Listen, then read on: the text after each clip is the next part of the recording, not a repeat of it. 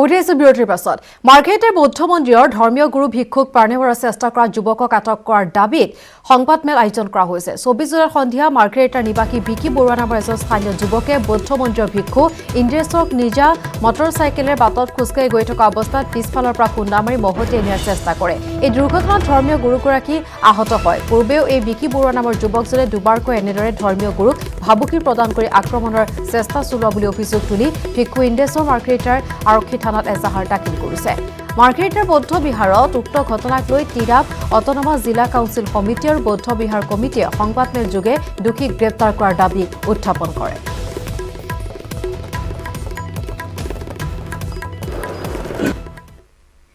24 July তাৰিখে মাৰ্কেটৰ বিকি বৰুৱা নামৰ এজন উদ্দণ্ড যুৱকে আমাৰ ইয়াত ভন্তে হিস্য ইন্দ্ৰচৰা ভিক্ষুক তেওঁ নিজৰ বাইকেৰে তেওঁ খুন্দিয়াই হত্যা কৰিবলৈ চেষ্টা চলাইছে এইবিলাক বৰ লজ্জাজনক কথা আমি শুনি বৰ লাজ পাইছোঁ আৰু বৰ দুখ পাইছোঁ এজন বুদ্ধিষ্ট হিচাপে এইবিলাক কথাই আমাক আমাৰ ধৰ্মীয় অনুভূতিত আঘাত আছে গতিকে এনেকুৱাবিলাক ঘটনা যেন এই শেষ হওক তেনেকুৱা আমি কামনা কৰিছোঁ আৰু নুমলীগড় কৰোনা ভাইৰাছৰ ভয়াবহ গণ সংক্ৰমণ একেদিনাই মূৰফুলনিৰ লেটেকু বস্তি অঞ্চলত এগৰাকী স্বাস্থ্যকৰ্মী সহ আক্ৰান্ত হৈছে 27 জন ইয়াৰ পিছতে আতংকময় পৰিৱেশৰ সৃষ্টি হয় গাঁওখনত নিৰ্মল উপাধ্যায় নামৰ এজন যুৱকে প্ৰথমে আক্ৰান্ত হৈছিল কোভিড-19ত তাৰ পিছতে যুৱকজনৰ সংস্পৰ্শলৈ অহা গাঁওখনৰ প্ৰায় 58 জন ব্যক্তিক পৰীক্ষা কৰাত এগৰাকী স্বাস্থ্যকৰ্মী সহ 27 জনৰ গাত ধৰা পৰিছে কোভিড-19ৰ অৱস্থিতি বৰ্তমানে গাঁওখনত আক্ৰান্ত হোৱা লোকসকলৰ সংস্পৰ্শলৈ অহা প্ৰায় 100 জন লোকক বৰ্তমান পৰ্যন্ত পৰীক্ষা কৰা হোৱা নাই যাৰ বাবে এতিয়া এক আতংকময় পৰিৱেশে বিৰাজ কৰিছে গাঁওখনৰ লগতে ওচৰ চুবুৰীয়া অঞ্চলসমূহত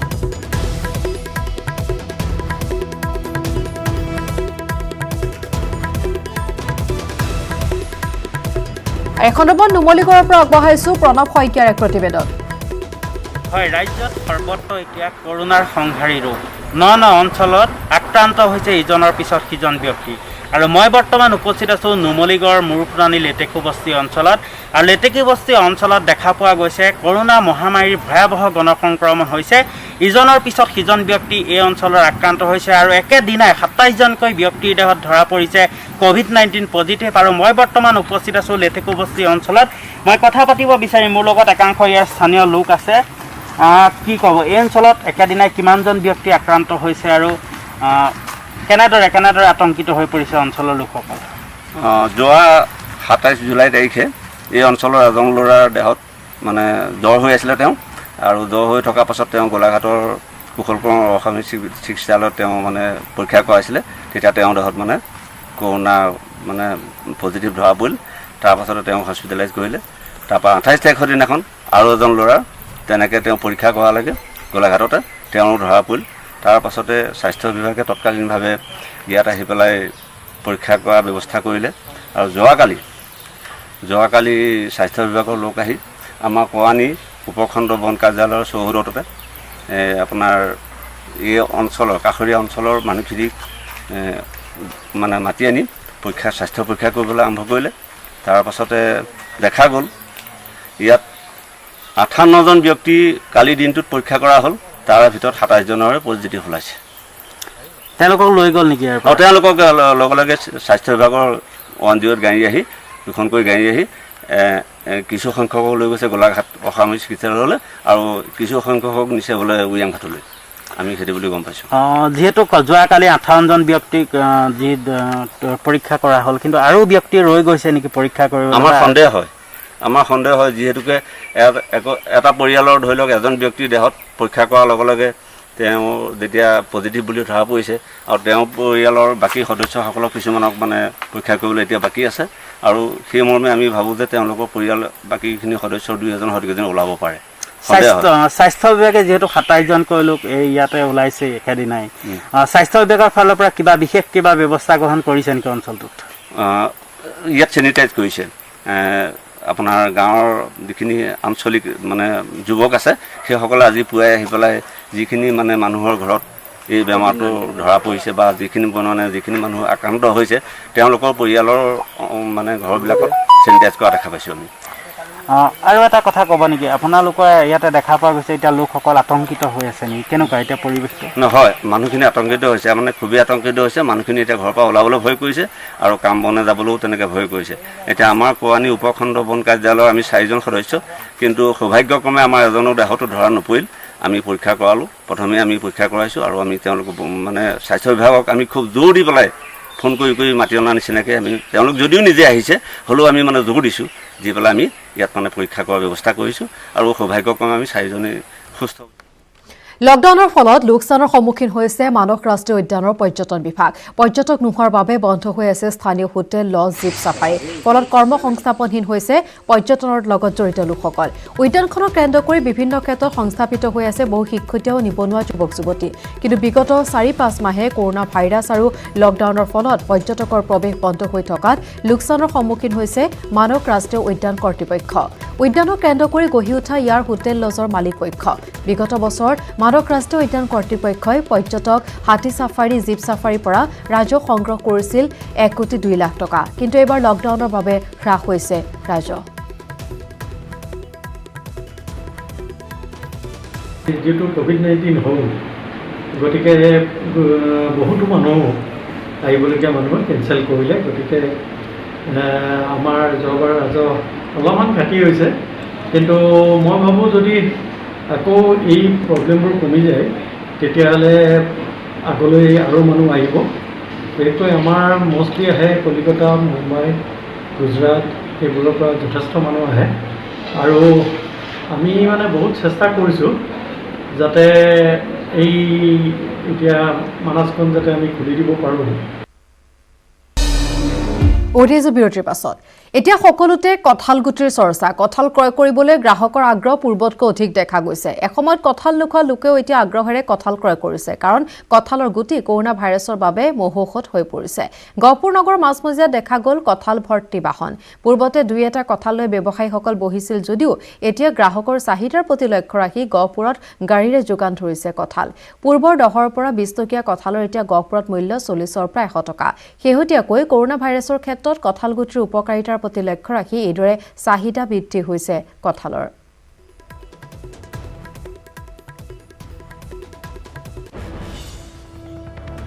আৰু এই সন্দৰ্ভত আগবঢ়াইছো পলাশ ফুকনৰ এক প্ৰতিবেদন হয় ৰাজ্যত এতিয়া কঁঠাল গুটিয়ে এক সুকীয়া বজাৰ দখল কৰিবলৈ সক্ষম হৈছে যিহেতু শেহতীয়াকৈ যি কৰোনা ভাইৰাছ কঁঠাল গুটিৰ পৰা নিৰ্মূল হয় বুলি সৰ্বজন বিদিত হৈ পৰিছে তাৰ পাছৰে পৰা কঁঠালে বজাৰত এক সুকীয়া স্থান দখল কৰিবলৈ সক্ষম হৈছে আৰু এই মুহূৰ্তত মই গহপুৰ নগৰত উপস্থিত আছোঁ গহপুৰ নগৰৰ মাজমজিয়াত আৰু কেমেৰা সহযোগে দেখাব এনেদৰে কিন্তু কঁঠাল উপলব্ধ গহপুৰ নগৰত উপলব্ধ হৈ পৰিছে কিয়নো পূৰ্বতে কিন্তু এনেকুৱা দৃশ্য নাছিল গাড়ীয়ে গাড়ীয়ে এই বৰ্তমান কঁঠাল আহিছে গহপুৰ নগৰলৈ কিন্তু এতিয়া শেহতীয়াকৈ কঁঠাল কিনিবলৈ গ্ৰাহকৰ ভিৰ কৰা পৰিলক্ষিত হৈছে এগৰাকী গ্ৰাহক আছে দাদা আপুনি কঁঠাল কিনিবলৈ আহিছে হয় আমাৰ কঁঠাল কিনিবলৈ আহিছোঁ আৰু কঁঠালটো গম পাইছোঁ যে কঁঠালৰ গুটিটো এতিয়া বৰ্তমান যিটো ভাইৰাছ চলি আছে তাৰ কাৰণে বহুত উপকাৰী আৰু কঁঠাল গুটিৰ পৰা মানে কৰোনা ভাইৰাছ নিৰ্মূলো হয় অলপ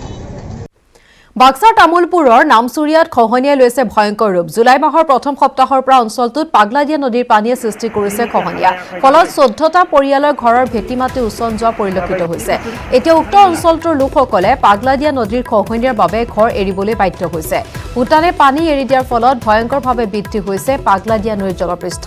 ৰাইজে ৰাজ্য চৰকাৰ তথা প্ৰশাসনক ভূটান চৰকাৰৰ সৈতে আলোচনা কৰি যিকোনো মুহূৰ্তত পানী এৰি দিয়া প্ৰক্ৰিয়া বন্ধ কৰিবলৈ অনুৰোধ জনাইছে আমাৰ এই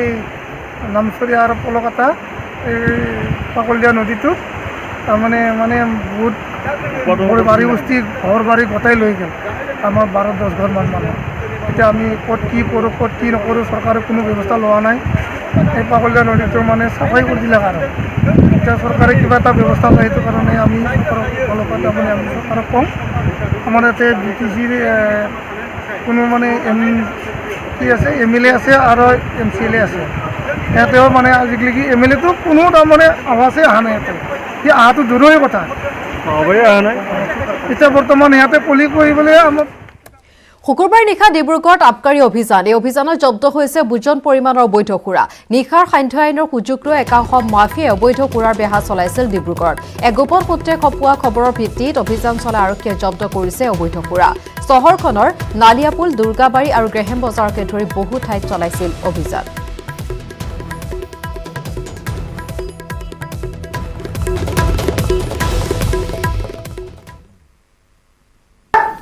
ডিব্ৰুগড় মাজমজিয়াত মানে এইখিনি বাহবৰী বুলি কয় ডিব্ৰুগড় টাউনৰ ওচৰতে এই লকডাউনৰ ৰচিলা লৈ ৱাইন শ্বপবোৰ যিহেতু 5টা বজাত বন্ধ হৈ যায় 5টা বজাত ভিতৰত তেওঁলোকে বিভিন্ন দোকানৰ পৰা মদবোৰ কিনি আনি ঘৰত জমা কৰি তেওঁলোকে ইয়াতে বিক্ৰী কৰে আমি গোপনোত্তৰ পমকে দি আজি আবেলিৰ পৰাই অভিযান চলাই এই মাত্ৰ আমি ধৰিবলৈ সক্ষম হৈ আপোনালোকক অৱগত কৰিছোঁ আমি এতিয়ালৈকে বটল হিচাপত গন্তি কৰা নাই হলেও 6 কাৰ্টুন মান হ'ব কিমান মূল্য হ'ব স্যাৰ 6 কাৰ্টুনত 24-25 হাজাৰ টকা হ'ব আবেলি সময়ত পদুমনগৰ নালিয়াপুল আৰু পল্টন বজাৰ এনেকৈ টাউনৰ ভিতৰত মাৰি এতিয়া আমি এটা খবৰ পাই গ'লোঁ বাঁশবাৰী এজেগা এলেকাত তাতে আমি গোপন সূত্ৰ খবৰ পাই তাত বোলে মাল বেছি আছে তাত আমি গৈ এটা ধৰিলোঁ ধৰি পেলাই এতিয়া খলিহা মাৰি এইজনক ধৰিলোঁ এখেতে মানে বহুত দিনৰ পৰা এইটো অবৈধ কাৰবাৰ কৰি আছিলে তাতে লকডাউন চলি আছে এওঁলোকে সুবিধা লৈ আছে তাতে মানুহৰ এতিয়া কৰোণা বেমাৰ হৈ আছে সেইটো হোৱাৰ কাৰণে এতিয়া মানুহ মানে গেডাৰিং হৈছে সেইটো কাৰণে আমি যিমান পাৰোঁ এই বস্তু আমি কণ্ট্ৰল কৰিবৰ কাৰণে কিমান টকা মহানগৰী ৰাজপথত বনৰীয়া হাতীৰ চফৰ হাটগাঁৱৰ নাৰেংগী সেনা শিবিৰৰ সন্মুখৰ পথত হাতীৰ মুক্ত বিচৰণ মহানগৰী গাতে লাগি থকা আমচিং অভয়াৰণ্যৰ পৰা ওলাই অহা হাতীয়ে জনাঞ্চলত প্ৰৱেশ কৰাত আতংকৰ পৰিস্থিতিৰ সৃষ্টি হৈছে অৱশ্যে হাতীটোৱে কোনো অনিষ্ট সাধন নকৰাকৈ আঁতৰি গ'ল এই হাতীটোক প্ৰত্যক্ষ কৰাৰ বাবে ভিৰ কৰা দেখা গ'ল একাংশ লোকে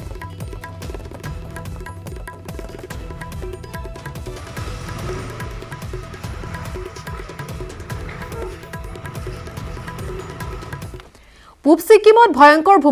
ভূমিস্খলনত এনএছপিচিৰ কণ্ট্ৰল ৰুম ধ্বংস ডিক্সুত থকা তিষ্টা ষ্টেজ 5ত ভয়ংকৰ ভূমিস্খলনে নিমিষতে ধ্বংস কৰিছে কণ্ট্ৰল ৰুম চিচিটিভি কেমেৰাত বন্দী হৈছে এই ভয়ংকৰ দৃশ্য এমাহ পূৰ্বেও সংঘটিত হৈছিল ভূমিস্খলন দৃশ্য দেখুৱাইছো পূব ছিকিমত এই ভয়ংকৰ ভূমিস্খলনৰ ঘটনা সংঘটিত হৈছে আৰু ভূমিস্খলনৰ ফলত এনএছপিচিৰ কণ্ট্ৰল ৰুম ধ্বংস হয় ডিক্সুত থকা তিষ্টা ষ্টেজ 5ত ভয়ংকৰ ভূমিস্খলনৰ ঘটনা সংঘটিত হৈছে এই ভূমিস্খলনে নিমিষতে ধ্বংস কৰিলে কণ্ট্ৰল ৰুম চিচিটিভিত বন্দী হৈছে এই ভয়ংকৰ দৃশ্য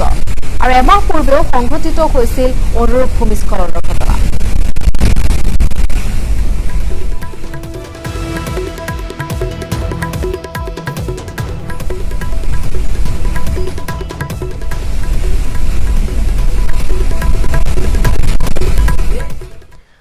কাৰ্বি আংলঙৰ বকলীয়া ঘাটত বিদ্যুৎপৃষ্ট হৈ এজন যুৱকৰ মৃত্যু বকলীয়া ঘাটৰ 2 নম্বৰ উদালিত সংঘটিত হৈছে শোকাবহ ঘটনা মৃত যুৱকজনৰ নাম বিশ্ব দাস পথাৰৰ পৰা ঘৰলৈ উভতি অহাৰ বাটত সংঘটিত হৈছে এই ঘটনা মৃতদেহ উদ্ধাৰ কৰি মৰণোত্তৰ পৰীক্ষাৰ বাবে প্ৰেৰণ কৰিছে আৰক্ষীয়ে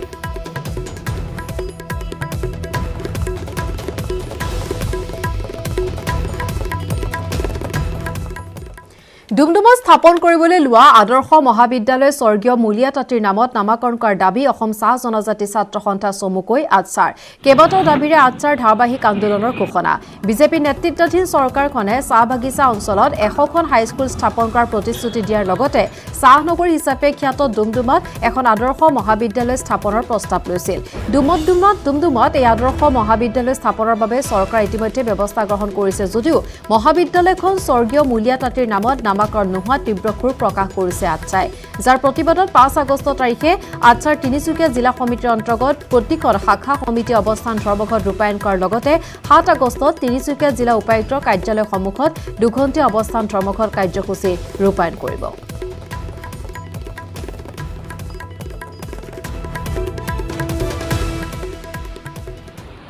ডুমডুমাত এখন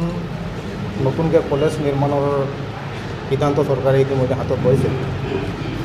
আমি চৰকাৰক ধন্যবাদ জনাইছোঁ আৰু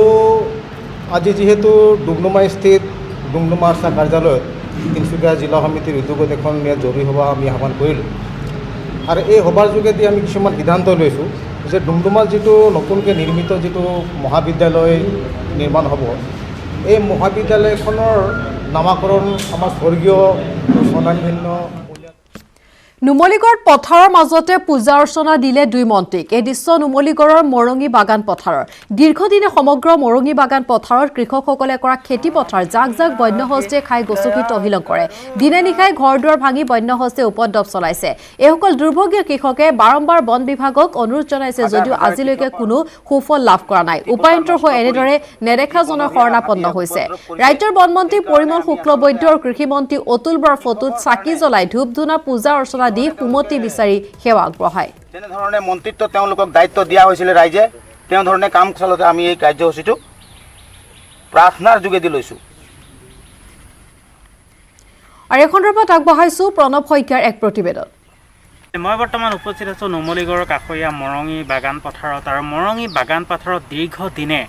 জাক জাক বন্যহস্তীয়ে ইয়াৰ যিসকল কৃষক আছিলে কৃষকসকলৰ মূৰৰ ঘাম মাটিত পেলাই কৰা খেতিডৰা নষ্ট কৰি আহিছে। প্ৰত্যেক বছৰে বন্যহস্তী জাক জাক বন্যহস্তীয়ে ইয়াৰ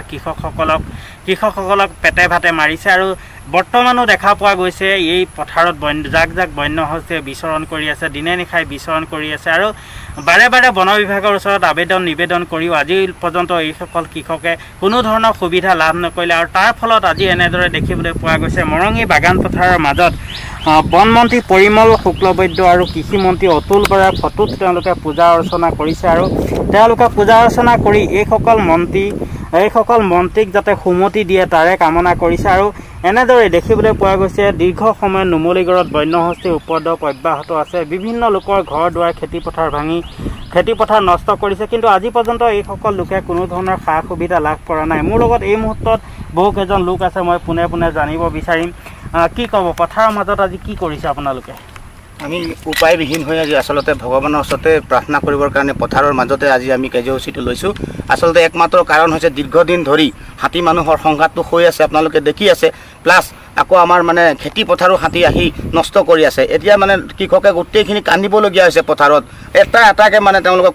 কঠীয়া বাৰীবিলাক শেষ কৰি পেলালে, কিন্তু তথাপি মানে কৃষিমন্ত্ৰী এতিয়ালৈকে কুম্ভকৰ্ণৰ নিন্দাত আচলতে তেওঁ শুই আছে। সেইকাৰণে ভগৱানৰ ওচৰত আমি প্ৰাৰ্থনা কৰিছোঁ যে তেওঁ জ্ঞান বুদ্ধি দিয়ক আৰু তেওঁলোকে কৃষকৰ মাজত আহক আৰু যিবিলাক নষ্ট হৈছে উপযুক্ত পৰিমাণৰ তেওঁলোকক শস্যবিলাক যোগান দিয়ক, নহ'লে কিন্তু তেওঁলোকৰ পেটত গুৰ মৰা হ'ব আৰু এইটো হাও লাগিব। কিন্তু যদি তেওঁলোকে জানি শুনি যদি নাহে খবৰ ল'বলৈ, কিন্তু একচুৱেলি ভগৱানে তেওঁলোকক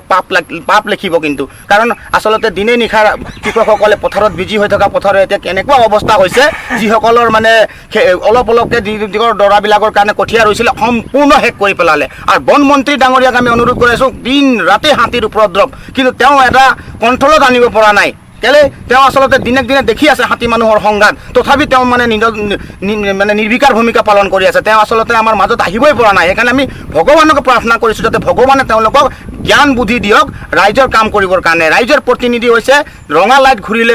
ঘূৰি ফুৰিলে নহ'ব, লগাই মেলি ৰাইজৰ কাষত আহি আচলতে তেওঁলোকে আমাক মানে সহায় কৰিব লাগিব। তেতিয়াহে ৰাইজে আচলতে তেওঁলোকক ভাল চকুৰে চাব, নহ'লে কিন্তু ইয়াৰ পৰিণাম কিন্তু ভুগিব লাগিব। অলপ